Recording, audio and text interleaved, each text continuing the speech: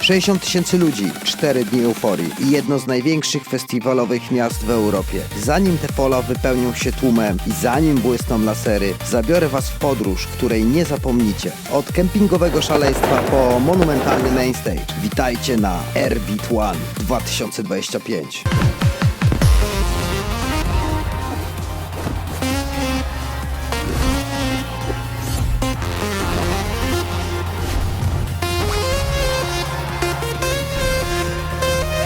Watching Rave Unicorns.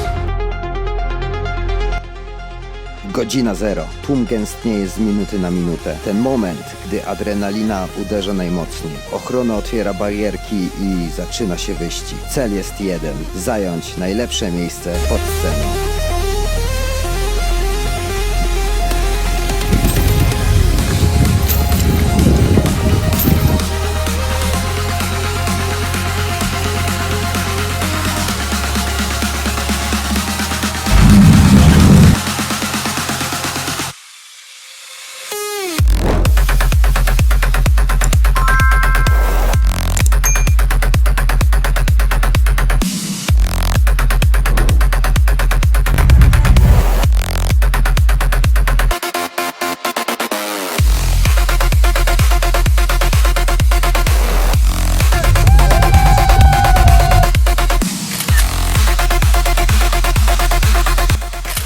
Tegoroczna edycja zabiera nas w podróż do Hiszpanii. Dopiero w pełnym słońcu widać rozmach tej konstrukcji. Spójrzcie na to. Sagrada Familia w festiwalowym wydaniu. To nie jest zwykła scena. To architektoniczne dzieło sztuki, które wygląda imponująco nawet bez świateł.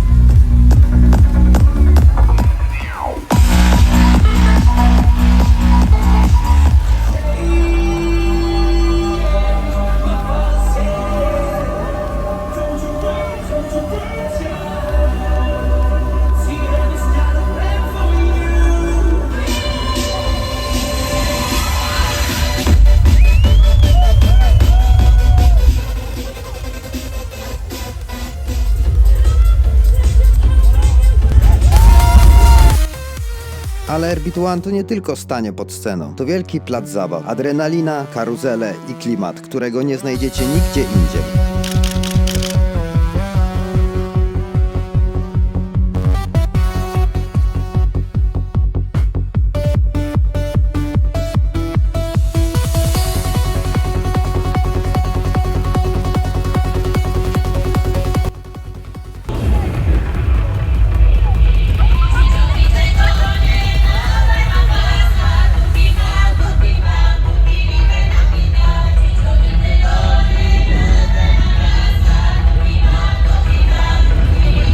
Jeśli szukacie magii, musicie odwiedzić Second Stage. Tutaj czas płynie inaczej. Kolorowe dekoracje i ludzie, którzy wiedzą, czym jest prawdziwy trans. W dzień to miejsce wygląda jak zaczarowany ogród.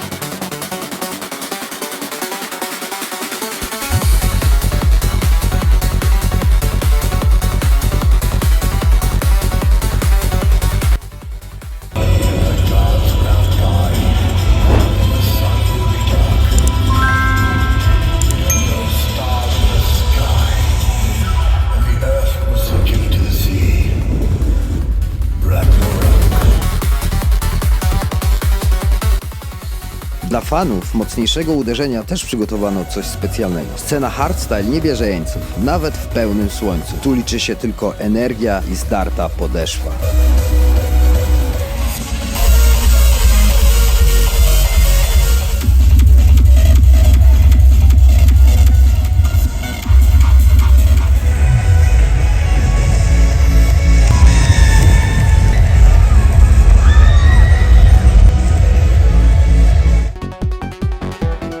Zajrzyjmy też do strefy VIP Gold. To bardzo ekskluzywna przestrzeń, pełen luksus, ale co najważniejsze, często pojawiają się tu sami artyści. Prawdziwa gratka dla fanów, żeby spotkać swojego idola.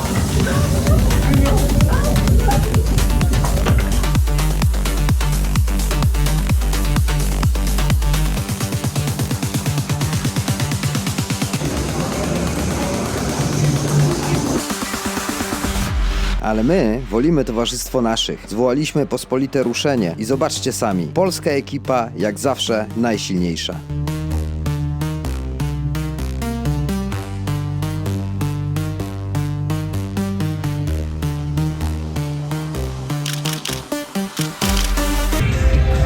Skoro fotka zrobiona, wbijamy na kemping. To tutaj bije prawdziwe serce festiwalu. Zanim zagrają gwiazdy, to tutaj dzieje się historia, o której będziemy opowiadać latami.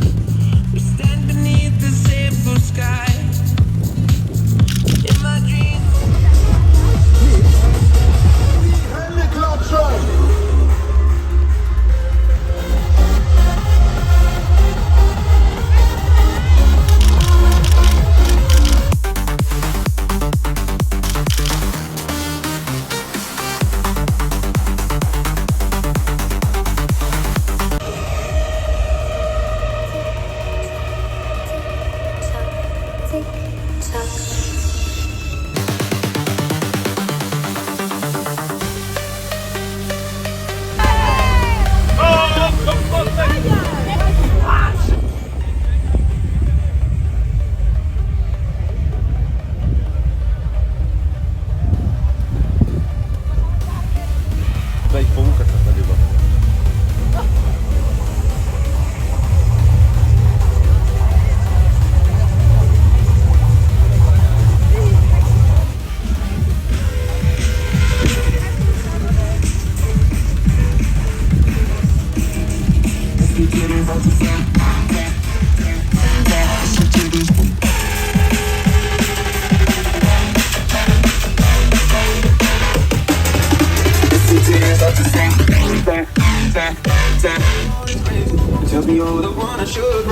Większość widzi festiwal za barierek. My wchodzimy głębiej. Zobaczcie, jak wygląda to od kuchni. Widzieliście te potężne sceny, ale żeby to wszystko zagrało, potrzebna jest tytaniczna praca. Za potężne brzmienie na kluczowych scenach odpowiada polska ekipa Fotis Sound. Złapaliśmy ich, aby opowiedzieli nam, jak buduje się legendę. Chciałbym się zapytać najpierw właśnie, jaka jest technologia tutaj użyta, czy to jest Lakustik? W 100% Elakustik, wzmacniacze elakustikowe, paczki elakustikowe, wszystko spięte po AVB. Wykorzystujemy tak na dobrą sprawę olbrzymią ilość subbasów, po 42 na każdą scenę, co daje potężną moc. Patrząc na to, Jaką? że w granicach 100 dB bez problemu na fochu i na scenie Tomka, czyli Na to 100 jest metrach osiągam 102-3 decybele w A, nie? Ładnie. no. U Tomka są 2 grona, u mnie jest 2 grona mniejsze i dużo delay. No i tyle. Dużo, czyli aż 8 punktów delayowych, nie? Z czego wszystko powtórzone na K2, na końcu ostatni delay jest na karze i to już jest tylko takie dogranie do zafocha, no ale generalnie to tam co kilkanaście metrów, 15 metrów jest kolejne grono, nie? Jak na namiot to jest dużo, no i dużo też jest basów na hardstylu, nie wiem czy mieliście okazję słychać, też tego wszystkiego jest dużo, aczkolwiek jak tam się zbierze tyle ludzi, to się robi nagle tego terenu mało, nie? I myślę, że jak jest taki potencjał tutaj na tym festiwalu na hardstyle, no to być może powinni rozważyć przeniesienie go gdzieś na jakiś większy plac. Budowę po prostu Placu. przestrzeni, Tak, na której gramy. Przydałoby się. Bo jest tutaj widać duża chęć na hardstyle, a jesteśmy my w jakiś sposób też ograniczeni tym miejscem. No i wtedy pewnie jakbyśmy zwiększyli miejsce, to nie ukrywam, że pewnie byśmy też dodali trochę nagłośnienia, nie? Bo to tam dodawać zawsze można. Ciekawi mnie też, ile zajmuje Wam budowa i później składanie tego całego sprzętu. Mieliśmy chwilę temu takie on tour po backstage'u, po scenie. No i Oliver Frank powiedział, że 6 tygodni zajmuje budowanie festiwalu, 2 tygodnie składanie. Ile tylko to zajmuje u Was? W sensie, no wiadomo, że domyślam się, że najpierw musi chyba scena powstać, żeby Tak, postawić tak. głośniki i tak dalej, więc ile to później Wam zajmuje czasu? Czy mogę Ci opowiedzieć, ile mieliśmy czasu na to tutaj zgodnie z harmonogramem, no to mieliśmy na postawienie tych 2 systemów 3 pełne dni. Już oczywiście na scenie terminal mieliśmy 2 dni, żeby postawić system, no i 3 dnia już graliśmy, tak? Więc tak naprawdę mieliśmy całość gotowe, a na scenie hardstyle mieliśmy o 1 dzień ekstra, natomiast z uwagi na przesunięcie harmonogramu to zaczęliśmy cokolwiek na nim robić dzień później, więc tak naprawdę też to robiliśmy 2 dni. Aczkolwiek no, nasza ekipa jest tak zdolna, że pewnie gdybyśmy byli w Polsce, to byśmy to równie dobrze zrobili w 1 dzień. Bo... Jakby w tym roku też na scenie hardstyle pojawiła się jako nowa ekipa. W zeszłym roku robili ją Holendrzy, w tym roku zmieniła się ekipa i To już nie robi Q-Dance? Nie. Czy Q-Dance to w ogóle robiło za pierwszym razem tylko. Odkąd my jesteśmy, to co najmniej 1, może 2, natomiast to się nazywało Q-Dance Takeover i oni mieli swoją produkcję łącznie ze swoim realizatorem na froncie. Potem to już się zmieniło i tylko my już całość realizowaliśmy i już chyba nie było Q-Dance'u. To jest po prostu festiwalowa scena i do tego muszę dodać, że to co Tomek miał na myśli, to że po prostu produkcja, która wspomaga organizatora w produkcji całości technicznie, od technicznej strony, to ona się po prostu w tym roku jest nowa ekipa. Chodzi mi o to, że na przykład w zeszłym roku i 2 lata temu mieliśmy sytuację, w której wieszaliśmy cały system EA poprzez dźwig i w tym roku po prostu firma, która zamieniła się z tą drugą firmą holenderską, no nie do końca wiedzieli, jak to ugryźć i to trochę czasu więcej zleciało, bo jest to jakby specyficzny rodzaj zawieszenia 2-tonowego grona, tak? Okej. Tak, normalnie z dźwigu takiego, wiesz, budowlanego, nie wielkiego, bo normalnie my to robimy Ogólnie z ziemi. ten festiwal w większości produkują polskie firmy. Polskie firmy są liderami na europejskim rynku, produkują największe wydarzenia w Europie. Wy również działacie przy największych wydarzeniach w Europie. Możecie podać takie różnice pomiędzy Airbeat One a jakimiś przykładami, nie wiem, może jakiś festiwal w Polsce, za granicą? Ja mogę być pierwszy, który widzi pierwszy jakby rozrzut tych festiwali. Tutaj na Airbeacie jest bardzo duży nakład kładziony na wizualizację, czyli jakby cały dekor, dekoracje, że sceny wyglądają tak bajecznie. Nie jest to kawałek kraty i ekranów, tylko tak, jednak tak. wnosi Zawsze nas do dekoracja, jakiegoś zawsze innego świata. W Polsce jeszcze do tego nie dorośliśmy do końca. Nie wiem, czy to jest spowodowane budżetem, o co chodzi. To jest to, co Tomek powiedział, że jednak ja też nie twierdzę, że może się nawet okazać, że to nie jest tak, że tutaj te festiwale zarabiają na siebie 50 razy więcej, ale jednak widać, że ten nakład, który kładą na produkcję taką, jak przychodzi, stąd można rozgraniczyć to na 2 rodzaje produkcji. Na tą, którą widzi uczestnik, który przyjeżdża, no i to jest właśnie ta scena, ten dekor, to wszystko, no to czego w Polsce u nas też na takim poziomie tego nie ma, wielkości tych scen. No tak, ale pracujecie też na przykład w Holandii, w Belgii. W Belgii chyba też przy Tomorrowlandzie nie pracujecie? Nie, aż tak nie. Ale w Holandii pracujecie przy niektórych wydarzeniach. z Tak, tego.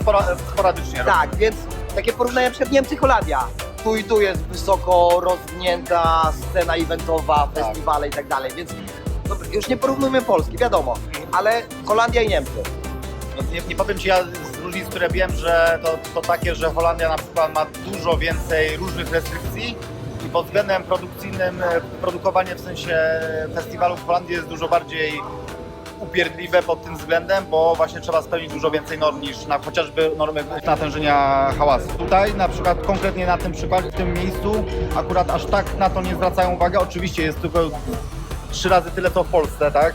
Typu, że no musisz mieć kask i tak dalej. Z tego co ja słyszałem, to też nawet można płacić kary tylko za to w Holandii, że się na przykład nie nosi podczas nawet montażu zatyczek do uszu. No tutaj aż tak nie jest na to zwracana uwaga, nie jest taki nacisk na to kładzony, natomiast tak dużo bardziej niż w Polsce, to wiadomo, nie? Względem ten drugi aspekt produkcyjny tutaj, no to jest na wyższym poziomie. Powiedzmy, jakbyśmy robili no, nawet nie podobnej wielkości, ale trochę mniejszy festiwal w Polsce, no to byśmy mieli do dyspozycji może, nie wiem, 2 maszyny typu jakiś tam Cherry Picker albo Zbyszka, a tutaj po prostu jest cały jest park maszynowy, po prostu można sobie wybierać tego bez liku, więc na placu budowy, powiedzmy, sceny po prostu tych maszyn z 10 naraz, nie? Tak. Bardzo dziękuję za rozmowę. Ze mną był Fotis Sound, czyli liderzy w Europie od dźwięku przy największych wydarzeniach. Dziękuję bardzo.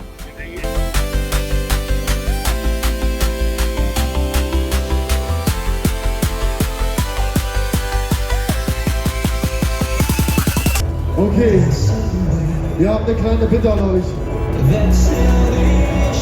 Ihr seid der absolute Wahnsinn. Massiv. Wracamy do muzyki. Namiot Terminal tętnił życiem przez cały czas, goszcząc świetnych DJ-ów, ale my czekaliśmy na coś specjalnego. Spotkaliśmy się z Leszukiem, by pokazał nam swoje show z perspektywy, której nie zobaczycie nigdzie indziej. I am Lukas, Rave Unicorns, and mit mir ist Leszuk. Du spielst heute auf dem Terminal Stage beim Airbeat One. Eine Bühne, die für ihre Energie und völlige Eskalation bekannt ist. Was hast du für diese Crowd vorbereitet? Totale Ekstase. Also mein Sound steht halt für Energy and Lifestyle and Good Vibes und ich denke, dass die Leute heute sich auf was freuen können. 20 years of Leszuk. Du machst in dieses Jahr 20 Jahre auf Leszuk. Machst du ganz große Tour. Was kannst du sagen, deine letzte, was war vor 20 Jahren du und jetzt hier? Was ist neu, was ist, ja, ist different? Also different is 20 years ago, da war ich ein kleiner Junge. Und heute, also wenn man überlegt, früher habe ich auf kleinen Birthday Bashes aufgelegt und heute auf großen Festivals. Aber es ist immer noch genau dasselbe. Es geht um die Energie, um das Gefühl, um den Lifestyle, um den Vibe. Und das versuche ich den Leuten immer beizubringen. Deswegen freue ich mich besonders heute hier nochmal den Leuten mein Album präsentieren zu dürfen und meine neue Energie. Geil. Hand aufs Herz. Welcher Song, der überhaupt nicht zu deinem Style passt, läuft heimlich auf deinem Handy? Vielleicht sogar offen, als du zugeben würdest.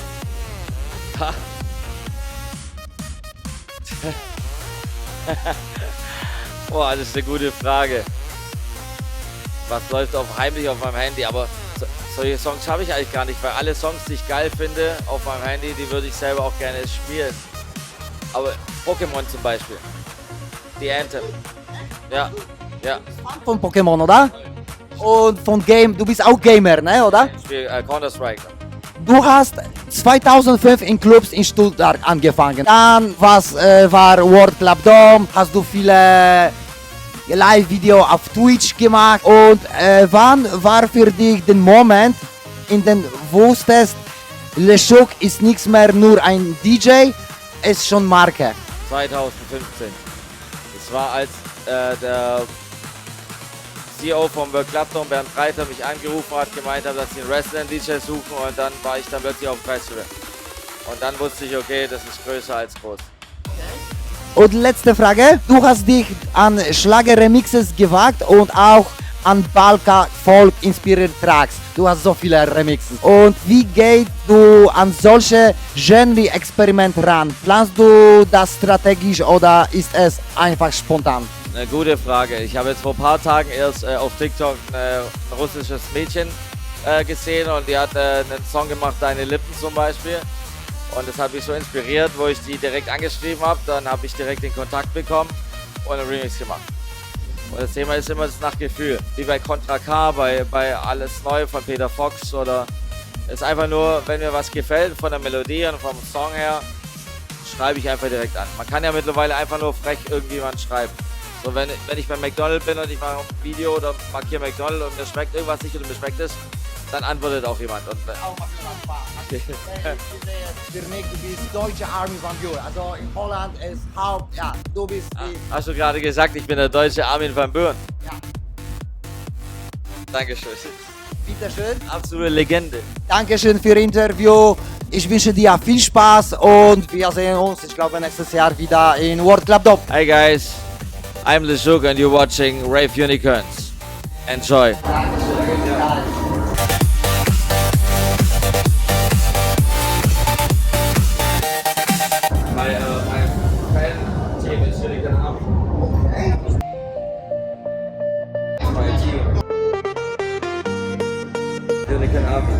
Done perfect. And now you have interview with Unicorn. Perfect. You know this? No, no. Unicorn Army.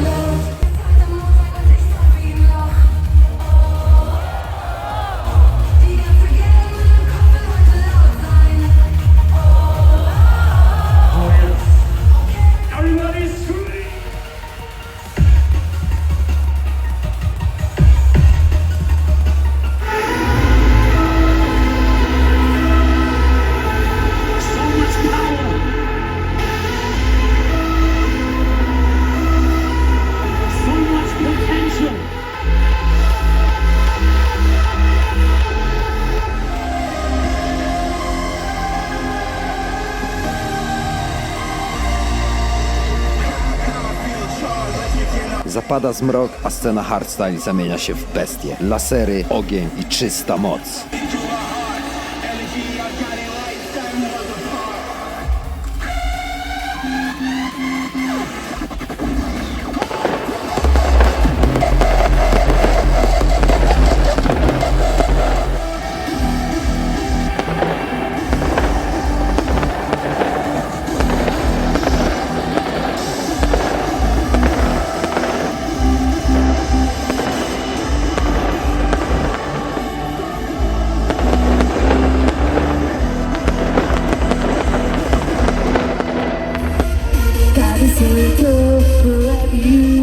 Chwila nostalgii na scenie Butterfly z muzyką classic i szybki shot energii w technobusie. Kto nie był, ten nie zrozumie.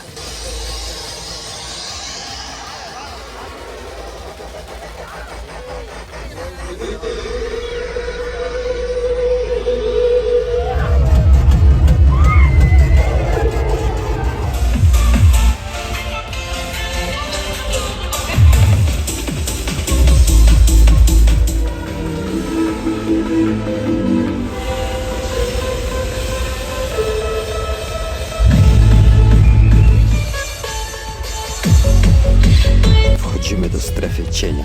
Arena Stage nie uznaje melodii. Tu rządzi mrok, stroboskop i potężny industrialny bas. Witajcie w Techno Katedrze.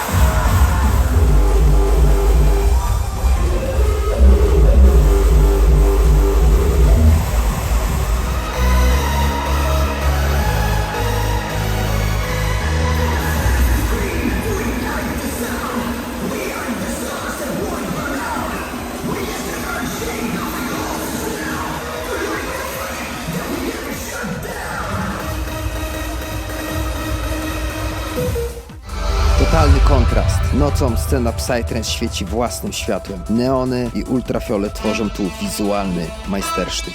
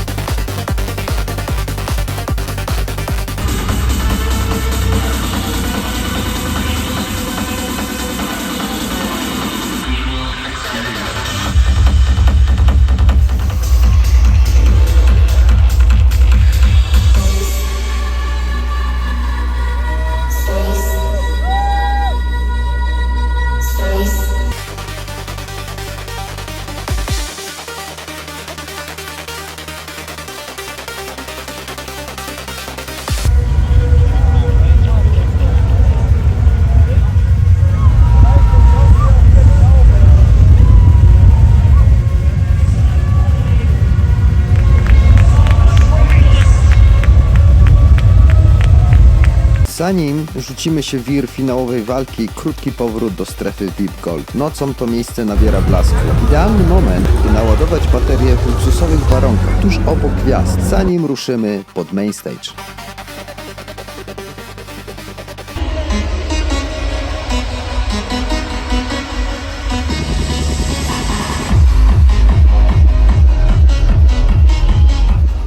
Wracamy pod Sagradę Familię, która teraz płonie światłami. Na scenie duet W&W, jak zawsze roznieśli system.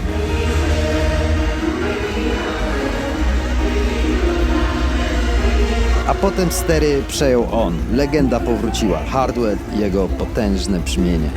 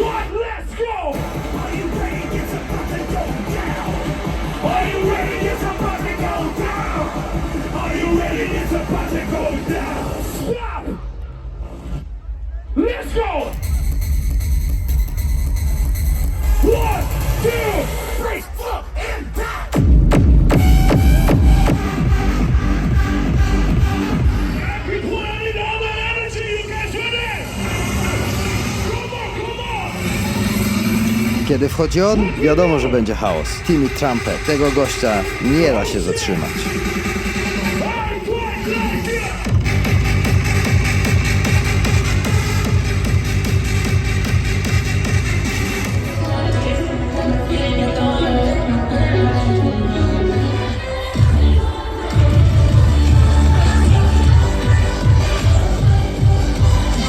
Everyone right now to raise their hands, close your eyes, and feel.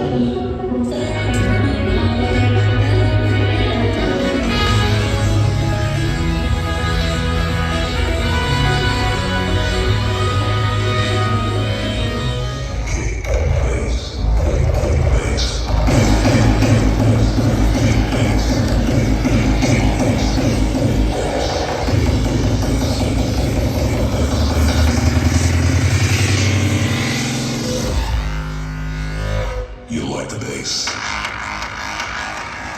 You don't.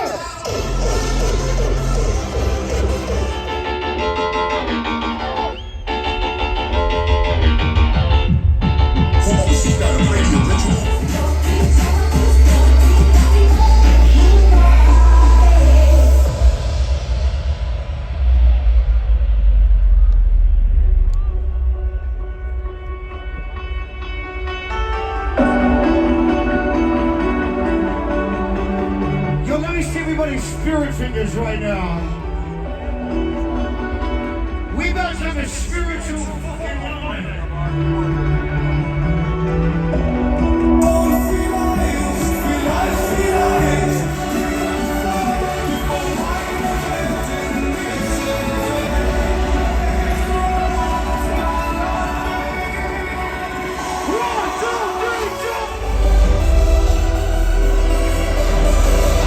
We ain't sleeping tonight!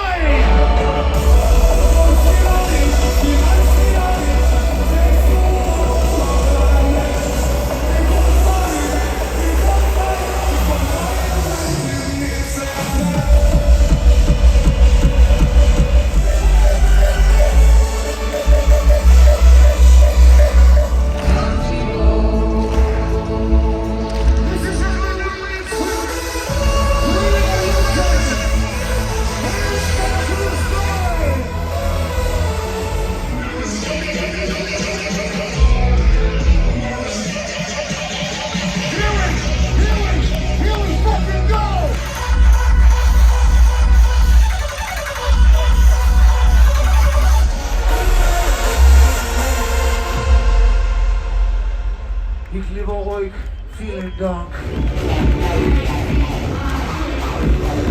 Hardstyle na głównej scenie? Proszę bardzo, Brennan Hart udowodnił, że Hiszpania też potrafi tupać.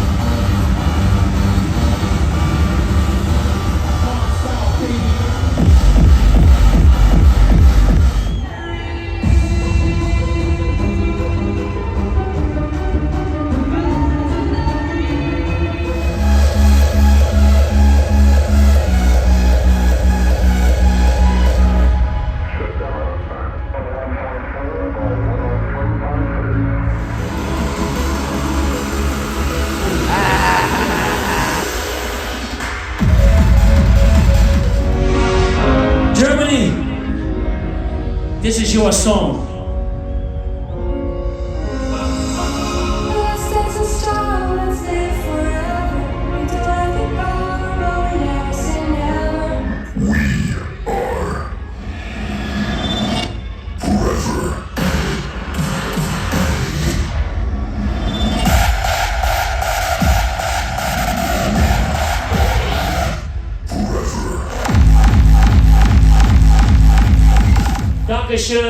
Dankeschön for sharing this special moment right here with us. One more time for Mr. I Am Hardstyle. One more time, loud and clear for everyone to hear. Give it up for DJ Brenham Hard.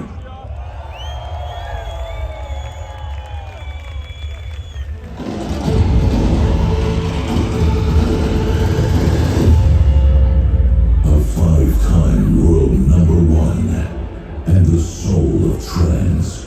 For over 2 decades, let your spirit fly and raise your hands for the one and only Armin van Buuren.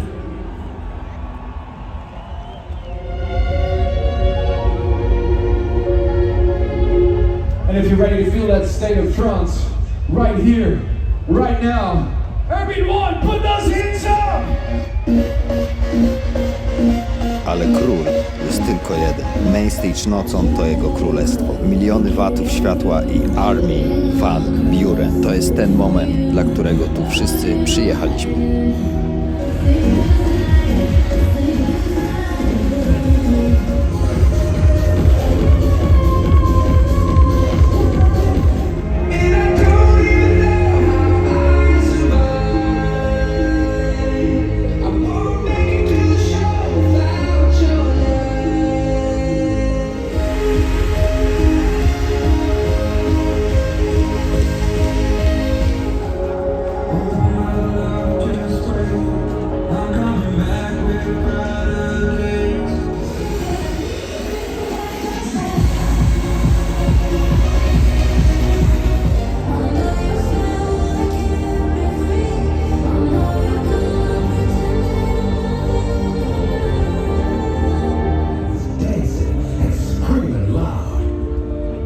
They were just there to listen to the music. Some even had their eyes closed. Everybody was just smiling.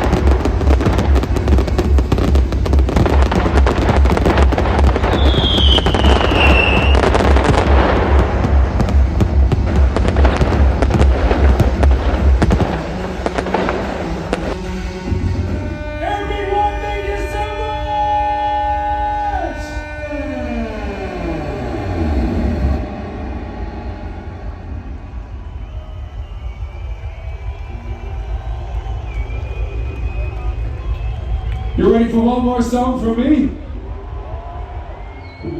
Alright, I want to see all those hands up one more time.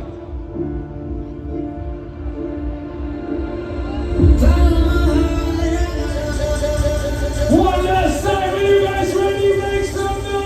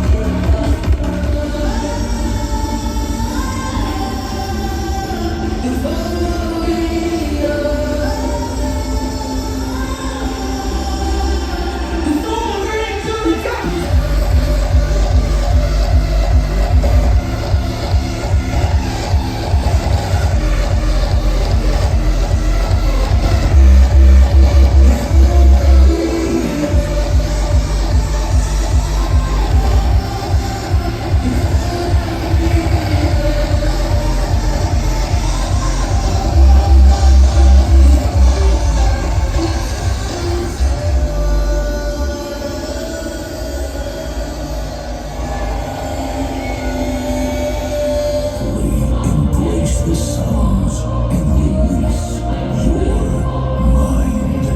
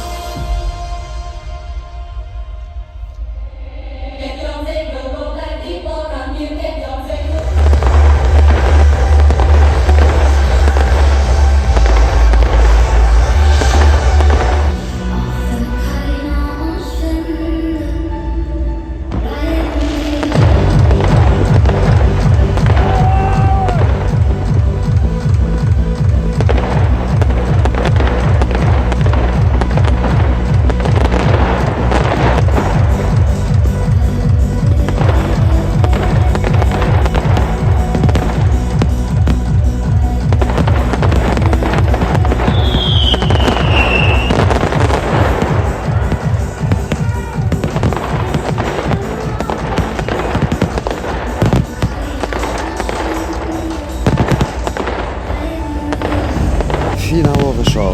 Fajerwerki nad Sagradą Familią. 4 dni emocji i 60 000 zdartych gardeł. Airbeat One 2025 przychodzi do historii.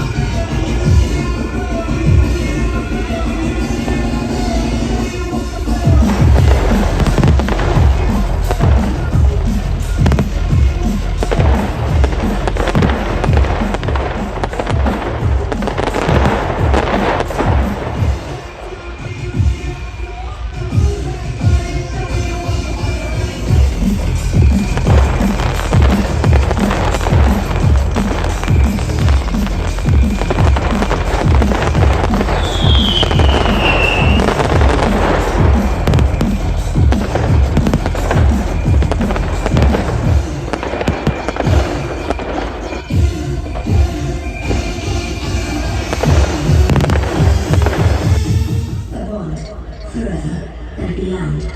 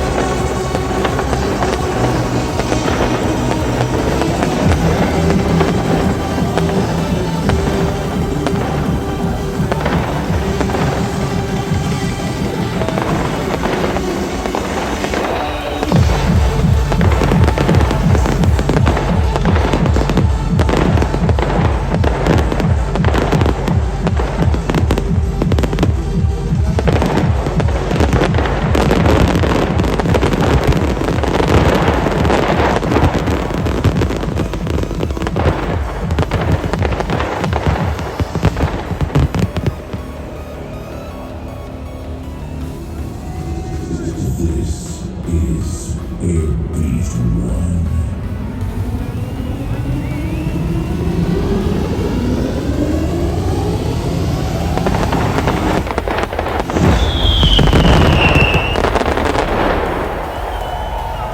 It gives me great pleasure to introduce to you an honor. Airbeat 1 2026 is taking you to the Netherlands. Brothers and sisters, before we go on with the next one, I just want to say this. When I say Airbeat, you say one. Airbeat. Airbeat. Airbeat. Ogromne dzięki za obejrzenie tego filmu. Jeśli Ci się podobało, zostaw komentarz na dole i łapkę w górę. To na pewno zmobilizuje nas do dalszego działania. Jeśli Ci się podoba, co robimy i chciałbyś jakoś wesprzeć nasze działania, to po pierwsze zostaw subskrypcję na naszym kanale. Nie zapomnij zostawić dzwoneczka, aby nie przegapić żadnych kolejnych filmów. A po drugie, zapraszamy na nasz sklep z merchem, gdzie m.in. dostaniecie takie czapeczki, bluzy, koszulki, torby, plecaki, takie fajne kurteczki i mnóstwo różnych rzeczy. Dla kobiet, dla mężczyzn oraz tych dla najmłodszych. Każdy znajdzie coś dla siebie. Link do sklepu jak zawsze w opisie pod filmem. Wpadajcie również na nasze social media, gdzie rozdajemy często bilety na Wasze ulubione imprezy oraz informujemy na największych wydarzeniach. Sprawdźcie również nasze inne produkcje. Na pewno coś znajdziecie dla siebie. Widzimy się na szlaku Rave Unicorns. Cześć!